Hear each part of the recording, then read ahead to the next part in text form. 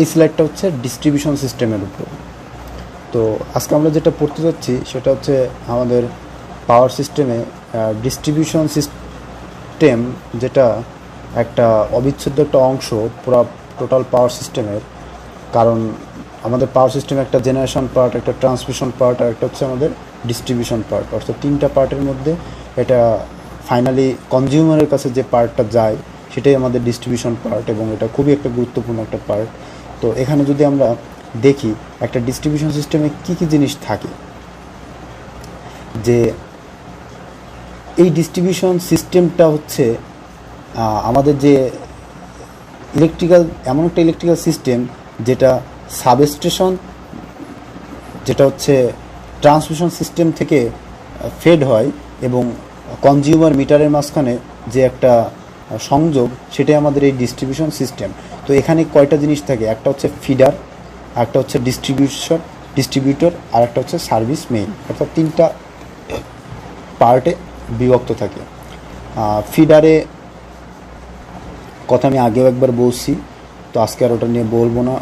Feeder কী জিনিস সেটা আগে লেকচারে বলছিলাম। তো feeder, distributor and service main হচ্ছে একটা কেবল, যে কেবলটা হচ্ছে ডিস্ট্রিবিউটর থেকে যে কনজিউমার টার্মিনাল, এই দুইটা অর্থাৎ কনজিউমার আর ডিস্ট্রিবিউটর মাঝে যেটা কানেক্টেড থাকে, এটাই হচ্ছে আমাদের সার্ভিস মেইন।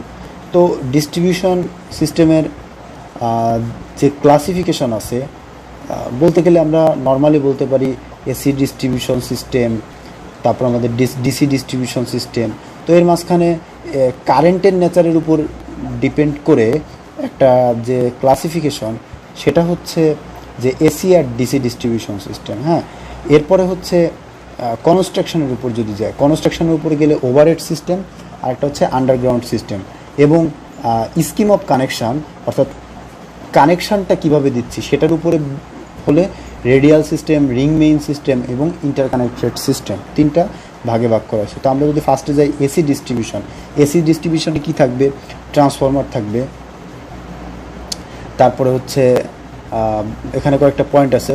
ট্রান্সফরমার যেটা হচ্ছে মানে আমাদের পাওয়ারটাকে ট্রান্সফার করবে, তারপরে transmit power at high voltage, অর্থাৎ আমাদের এসি ডিস্ট্রিবিউশনে অবশ্যই ট্রান্সমিশন সিস্টেম থেকে যে হাই ভোল্টেজটা আসলো সেটাকে লো ভোল্টেজে কনভার্ট করে আমাদের ডিস্ট্রিবিউশন সিস্টেমে সাপ্লাই দিবে, এগুলাই। তো এরপর এসি ডিস্ট্রিবিউশন সিস্টেম আবার দুই ভাগে ভাগ করা যায়, একটা হচ্ছে প্রাইমারি ডিস্ট্রিবিউশন আর একটা হচ্ছে সেকেন্ডারি ডিস্ট্রিবিউশন। তো প্রাইমারি ডিস্ট্রিবিউশনে যদি আমরা যাই, প্রাইমারি ডিস্ট্রিবিউশনটা হচ্ছে নর্মালি বলতেছে যে 11 কেবি, 6.6 কেবি, 3.3 কেবি, এগুলো হচ্ছে আমাদের প্রাইমারি ডিস্ট্রিবিউশন সিস্টেমের ভোল্টেজ। এবং সেকেন্ডারি ডিস্ট্রিবিউশন হয় হচ্ছে 400 অথবা 220 ভোল্টেজ, যেটা আমরা ইউজ করি।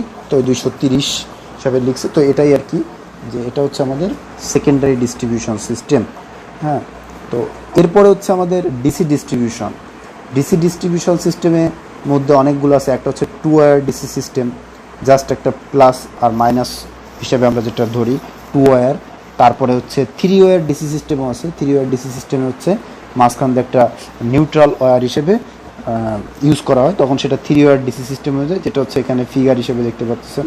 অর্থাৎ দুইটা ওয়্যার এবং মাঝখান দিয়ে একটা নিউট্রাল ওয়্যার টানা হয়। তো এটা এসি এবং ডিসি ডিস্ট্রিবিউশন গেল। তো এরপরে হচ্ছে আমাদের এই যে নেচার অফ কারেন্টেরটা গেল, কিন্তু এরপরে আর একটা আছে হচ্ছে 2 নম্বরে, এটা টাইপ অফ কনস্ট্রাকশনের উপর বেস করে হয় হচ্ছে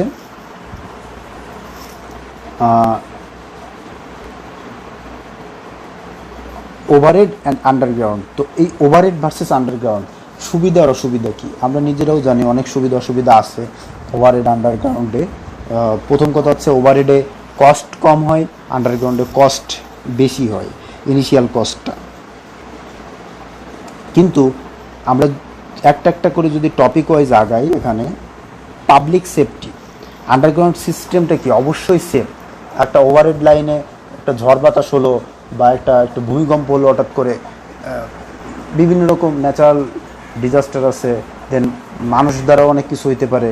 তো তখন দেখা যাচ্ছে ওয়্যার ছিঁড়ে কারোর উপরে পড়লো বা বিদ্যুতায়িত হয়ে মানুষ মারা গেল, এরকম সেফটিটা কম, কিন্তু আন্ডারগ্রাউন্ডে সেফটিটা বেশি। ইনিশিয়াল কস্টের দিকে অবশ্যই আন্ডারগ্রাউন্ডের কস্ট অনেক বেশি ওভারহেড থেকে। তারপরে যদি বলি ফ্লেক্সিবিলিটি, ওভারহেড সিস্টেমটা বেশি ফ্লেক্সিবল। হঠাৎ করে আমি লাইনকে এক্সটেন্ড করতে চাই কোথাও, সেটা ইজি। আবার লাইন কোথাও আমি কাট ডাউন করে দিতে চাই, সেটাও ইজি। কিন্তু আন্ডারগ্রাউন্ড করলে তখন আবার সেই দেখা যাচ্ছে আমার লাইনে কোনো প্ল্যানে কোনো চেঞ্জ আনতে হলে সেটা মাটি খুঁচে আবার সেই মানে যেটা যাওয়া, আসলে ফ্লেক্সিবিলিটিটা অনেক কম। তারপরে হচ্ছে আন্ডারগ্রাউন্ড সিস্টেমে ফল্ট কিন্তু খুবই কম হয়, কিন্তু ওভারহেড লাইনে কি অনেক বেশি ফল্ট হয়। তারপরে হচ্ছে দেখতে সুন্দর, আন্ডারগ্রাউন্ড সিস্টেমটা কত সুন্দর, জাস্ট দেখা যাচ্ছে একটা লাইট, রোড যেগুলো আছে রোডে আন্ডারগ্রাউন্ডে জাস্ট একটা লাইট জ্বলতেছে, কিন্তু ওভারহেড যদি হইতো তাহলে টাওয়ার থাকতো, দেখতে খারাপ দেখা যায়, এটা একটা সমস্যা। তারপর হচ্ছে fault location and repair, underground সিস্টেমে ফল্টটাকে লোকেট করা এবং রিপেয়ার করা ওভারহেড সিস্টেম থেকে অনেক বেশি কঠিন। তারপরে হচ্ছে কারেন্ট ক্যারিং ক্যাপাসিটি এবং voltage drop, overhead distribution conductor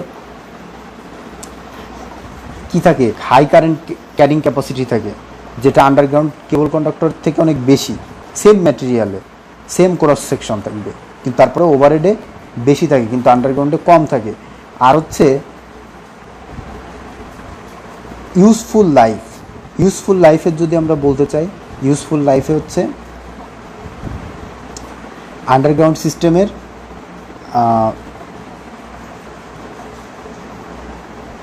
মেয়াদ ওভারহেড সিস্টেম থেকে অবশ্যই বেশি। ওভারহেড সিস্টেম দেখাচ্ছে ইউজফুল লাইফ 25 ইয়ার, কিন্তু আন্ডারগ্রাউন্ড সিস্টেমে সেটার ইউজফুল লাইফ 50 ইয়ার। হ্যাঁ, তারপরে মেইনটেনেন্স কস্ট আন্ডারগ্রাউন্ড সিস্টেমে খুবই কম, কারণ ফল্ট কম হয় যার কারণে কম। আর ওভারহেড সিস্টেমে তো 2 দিন পর পর ঝড় বাতাস হইলেই প্রবলেম, এটা প্রবলেম ওটা প্রবলেম, মেনটেন করতেই হয়। তো আরেকটা হচ্ছে ওভারহেড সিস্টেমটা কমিউনিকেশন সার্কিটের সাথে ইন্টারফারেন্স ঘটায়, ইলেকট্রোম্যাগনেটিক ওয়েভের সাথে, কিন্তু আন্ডারগ্রাউন্ডটা এরকম সমস্যা হয় না। তো এরপরে যদি আসি আমরা যে 3 নাম্বার যেটা ছিল স্কিম অফ কানেকশন, যেটা এই যে 3 নাম্বার স্কিম অফ কানেকশন, অর্থাৎ স্কিম অফ কানেকশনে যদি আমরা আসি,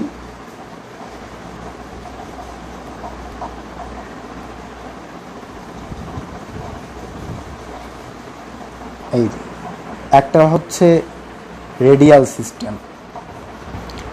সিস্টেমটা কেমন, ডিসি ডিস্ট্রিবিউশন জন্য রেডিয়াল সিস্টেমের এখানে 2টা ফিগার দিছে, সাব স্টেশন থেকে 2 পাশে 2টা ফিডার চলে গেছে, এখানে একটা ফিডার গেছে, ফিডার থেকে এভাবে ডিস্ট্রিবিউটর গেছে। হ্যাঁ, তো এই রেডিয়াল সিস্টেমের কিছু ড্রব্যাক আছে। ড্রব্যাকগুলো হচ্ছে, প্রথম কথা বলবো, এই ড্রব্যাকগুলো সমস্যার কারণে আমরা শর্ট ডিস্টেন্সে, যেখানে দেখা যাচ্ছে সাব স্টেশন থেকে কনজিউমারগুলো খুবই কাছাকাছি, বেশি দূরে যাওয়া লাগতেছে না, সেক্ষেত্রে আমরা এই রেডিয়াল সিস্টেমটা ইউজ করতে পারি। যেহেতু রেডিয়াল সিস্টেমের সুবিধা আমি বলবো এটা খুবই ইজি, সিম্পল, কিন্তু এটার অসুবিধা হচ্ছে যে এটা যখন আমরা দূরে চলে যাব, অর্থাৎ আমার সাব স্টেশন এক জায়গায়, এখান থেকে অনেক দূরে চলে যাচ্ছি, কনজিউমার অনেক দূরে, সেখানে আমরা রেডিয়াল সিস্টেম ইউজ করতে পারবো না। কারণ end of the distributor nearest to the feeding point load will be heavily loaded, অর্থাৎ একটা হচ্ছে লোডটা বেশি থাকে, তারপরে কনজিউমার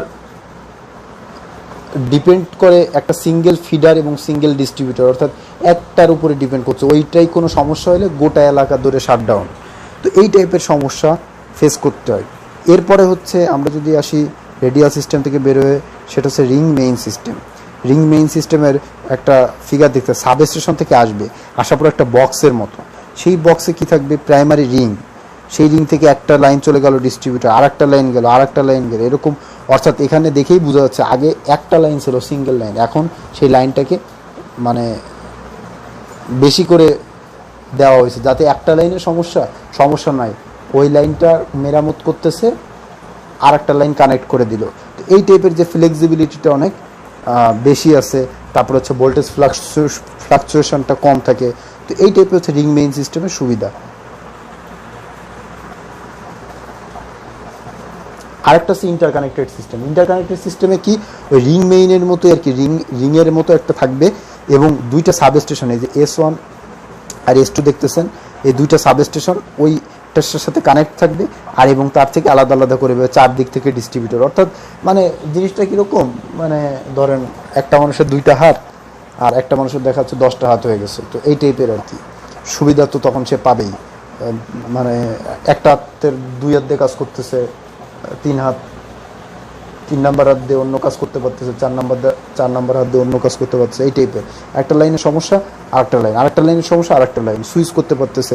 এই টাইপের বিভিন্ন রকম আছে, সুবিধাগুলো আছে। হ্যাঁ, তো ডিস্ট্রিবিউশন সিস্টেমের কিছু রিকোয়ারমেন্ট আছে। রিকোয়ারমেন্টগুলো হচ্ছে প্রপার ভোল্টেজ, অর্থাৎ আমার যে ভোল্টেজটা, যদি আমি বলি যে 220 ভোল্ট সাপ্লাই দিব, তো আমাকে দেখাচ্ছে 6% 226% এদিকে ওদিকে, অর্থাৎ উপরে বা নিচে 6% আমি উপরে নিচে নামতে উঠতে পারবো। এখানে বেশি ফ্লাকচুয়েট করার সুযোগ নাই। সাপোজ 230 হইলে 6% হইলে সেটা 244 ভোল্ট থেকে 200 উপরে গেলে 244 দেবে, নিচে আসলে 216। কিন্তু দেখা যাচ্ছে কি হচ্ছে, এটা 180 ভোল্টে চলে আসলো কমে, বা হঠাৎ করে হাই ভোল্টেজে 280 ভোল্ট হয়ে গেল। তো এরকম হইলে তো প্রপার ভোল্টেজটা হলো না। তারপর হচ্ছে ডিমান্ড অনুযায়ী পাওয়ার দিতে হবে। আর একটা হচ্ছে রিলায়েবিলিটি থাকতে হবে। যে কোনো সিস্টেমই রিলায়েবল হইতে হবে। রিলায়েবল না হলে কিন্তু সমস্যা, যে প্রপার ভোল্টেজ দিবে, তার প্রপার ফ্রিকোয়েন্সি দিবে, অর্থাৎ সিস্টেমটা রিলায়েবল হবে। এগুলো না হলে কিন্তু আমার ডিস্ট্রিবিউশন সিস্টেমের রিকোয়ারমেন্ট ফুলফিল করতে না পারলে ওই সিস্টেমটা কিন্তু একদমই পুরো ব্যর্থ। আর হচ্ছে ডিজাইন কনসিডারেশন করতে গেলে ফিডার আছে, ডিস্ট্রিবিউটর আছে, এগুলাকে প্রপারলি ডিজাইন করে দেন আমাদেরকে ডিস্ট্রিবিউশন সিস্টেমটাকে ইনস্টল করতে হবে। অর্থাৎ এখানে কোনো এদিক ওদিক করার সুযোগ নেই। ফিডার এবং ডিস্ট্রিবিউটর দুইটাই প্রপারলি ডিজাইন করে আমি ফিডার ইউজ করতেছি, ফিডারের ভোল্টেজ ড্রপ অনেক বেশি, সেখানে লস হচ্ছে, লাইনে লস হচ্ছে, এরকম হলে কিন্তু হবে না। হ্যাঁ, তো এটাই তো আমাদের তাহলে ডিস্ট্রিবিউশন সিস্টেমের এটা কমপ্লিট হলো আর কি।